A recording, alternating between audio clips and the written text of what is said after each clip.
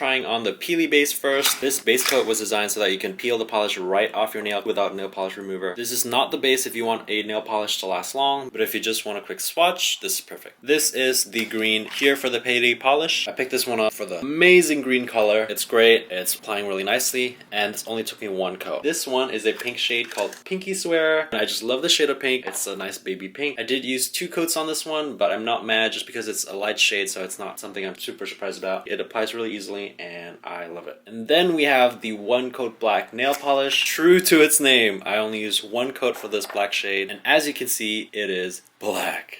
That is 1 coat black. I love it. I feel like you can never go wrong with a black polish. And last but not least, we're topping it all off with a matte finish top coat, and this will make all my nail polish colors turn from glossy to matte. I think a lot of people prefer a glossy finish, but personally, as of now, I do like the matte finish, and this top coat does its job perfectly. And here is a close-up.